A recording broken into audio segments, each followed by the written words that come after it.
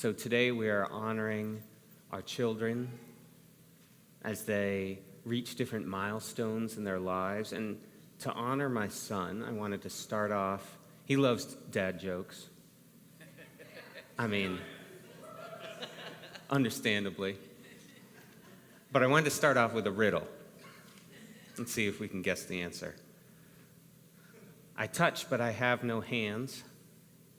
I travel for years, but never pack.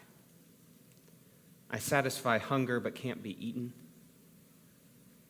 I can be given, but don't cost anything. What am I? Nathaniel's raising his hand. Okay, go ahead, bud. That's a great answer. I think he said love, right? The answer I was thinking about is a blessing. It's what we're talking about today. And today we're celebrating our fifth graders going into sixth grade. We're celebrating our high school seniors graduating. And we're going to take time today to hear from them, hear what God is doing within them, and bless them. And so I'm going for the world's shortest sermon record. I'm going to get out of the way. Don't worry, we have eternal judgment for next week. I know, we're who knows? By next week we'll be very familiar with eternal judgment.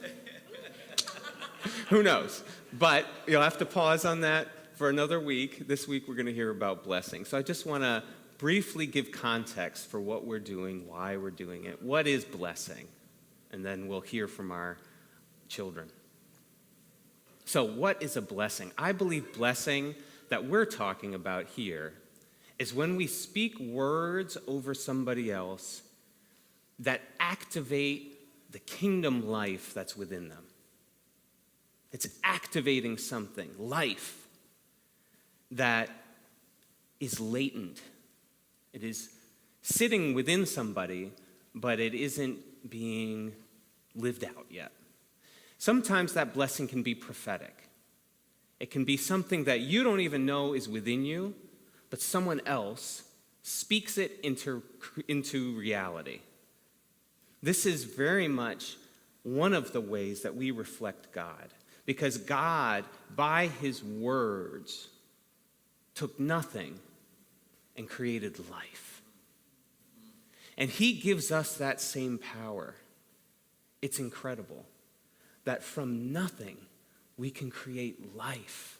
We don't have to worry about the law of conservation of words. We can multiply from nothing into something. And there's also an element of blessing. So there's a prophetic element. There's also a remembering element. The people around us have seen us. They remember who we are, what we have done, what we're capable of. And sometimes when we're in difficult situations, we forget. Our eyes get clouded to the potential we have within ourselves, our belovedness.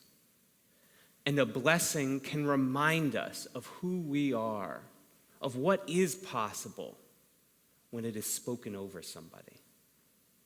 So that's what we're talking about when we come to blessing. Now, I think the question that comes to my mind when I think about these things is this real? Right? Like from a scientific perspective, is this real or are we just pretending? If I say Maserati,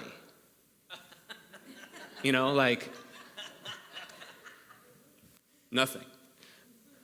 But so what is it about blessing that, how do we know that this is a real phenomenon? I believe, and my experience in life has been that so much of our life is guided by an internal narrative or a script. When we face uncertainty or a decision or any sort of situation, something within us tells us some thoughts. And a lot of time that comes from our past. I've watched a lot of youth baseball in the last couple months. It's an experience. But one thing you can tell a kid who's coming up to bat, whose narrative is, I am hitting this ball over the fence. They know it. And they might strike out tremendously, but you can see in their body, I've got this. And you can surely tell when a kid comes up and says, I do not have this. They are scared out of their mind. They don't know what to do. And all that they can think is, I am going to fail. Where do those stories come from?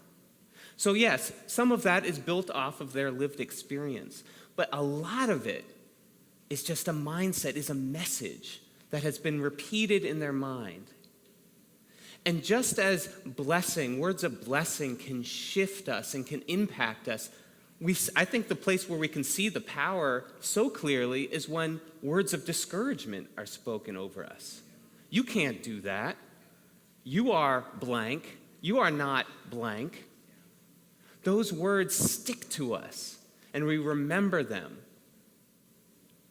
And I think we have to recognize, I don't know anybody who would dispute the power of a discouraging word.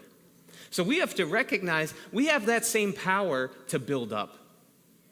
In blessing, we have that same power to help people create a positive script, a script that aligns with what God is doing in their lives.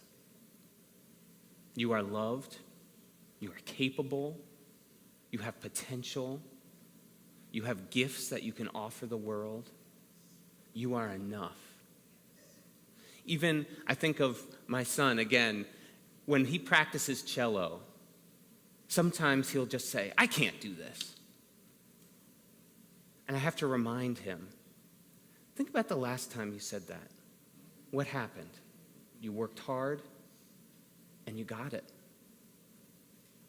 Let's remember together. That is part of blessing, is reminding ourselves of the potential we have to do the things that God has us do. So if we have this power within us, this gift, when do we use it? Today is one of kind of the formal moments that we give blessings as a community. This is part of our tradition as a church. And I think there's a real importance to that sort of formal blessing. These are the moments, the milestones in our lives that we remember. When we're born, when we move or change jobs or get married or have a child or even die. That's when words are spoken over those moments to remind us what is happening, to remind us of God's presence, and to guide us forward into what's next. And so that is an important piece, and we're going to be doing that today. But I want to encourage you, my challenge for you today is that you can bless every day. Blessing others is one of these gifts that I think it multiplies within us. I think of the times when I have been blessed. I've been blessed twice in the last 3 days by people. I was sitting at a restaurant eating with Dave Moore, and we were talking about our jobs, and I was saying, I'm learning a lot about how to be a leader and what it means, and I was talking about challenges, and he says, you are a leader. It wasn't something planned. It wasn't a ceremony. We didn't need to wear any sort of clothes. We were wearing. It helps when you're wearing some clothes, it was a hot day. What can I say? But every moment is a moment that we can bless somebody. It costs us essentially nothing, and it builds life. And I think we can get in our mind like, I need somebody to bless me. I'm broken. You can get stuck in the narratives that you have. But on the tip of your tongue, in the depths of your heart, God is providing all you need in that moment to bless. Send a text, write a letter, call somebody up, smile at somebody. who's looking down. We have the power of the Spirit to prophetically see what someone needs in a moment. Sorry, Brandon just held the 45-minute sign up, so. And we have, through our memory, the tools to encourage people to remember who they are in Christ.